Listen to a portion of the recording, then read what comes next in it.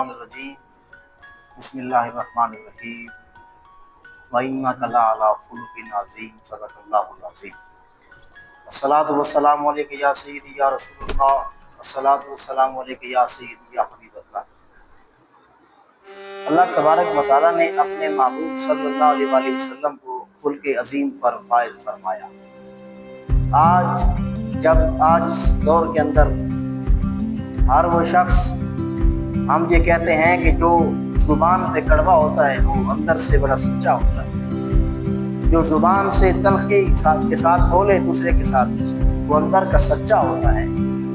میرے دوستوں، میں یہ بتانا چاہتا ہوں کہ میرے آقا کریم علیہ السلام سے پڑھ کر کون اخلاق کا مالک تھا، کون کتنے خلق عظیم پر فائز تھا، ان سے بڑھ کر کون اخلاق میں اکمل والا ہو سکتا ہے۔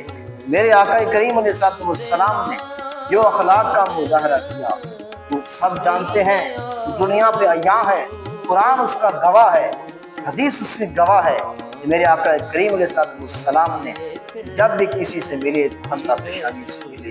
میرے آقا کریم علیہ السلام کی ذات وہ ذات ہے، پتھر کھانے والوں کو بھی دعا دیتے رہے۔ وہ جو بڑھیا، اس بڑھیا کو بھی دعا دی۔ دوستان گرامی قدر، میرے آقا کریم علیہ السلام جب آپ سجدے میں تھے تو آپ کی گردن پر اوجی رکھی گئی، لیکن میرے آقا نے پھر بھی بد دعا نہیں کی۔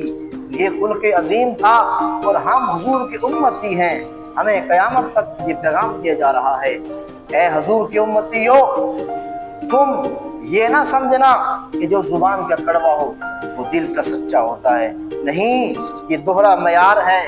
میرے آقا سے بڑھ کر کوئی زبان کا میٹھا نہیں ہو سکتا، میرے آقا سے بڑھ کر کسی کی زبان میں تاثیر نہیں ہو سکتی۔ خلق عظیم کی ترجمانی کرتے ہوئے شاعر لکھتا ہے، نسبت ہو جو آقا سے تو ہیلا ہی بہت ہے، نسبت ہو جو آقا سے تو ہیلا ہی بہت ہے، بخشش کو تو محمد کا وسیلہ ہی بہت ہے، در در کی غلامی ہمیں اچھی نہیں لگتی، آقا کے غلاموں کا قبیلہ ہی بہت ہے، ہونٹوں پہ جو آئے تو حلاوت سی بکھیرے، ہونٹوں پہ جو آئے تو حلاوت سی بکھیرے، یہ اسم محمد تو رسیلہ ہی بہت ہے۔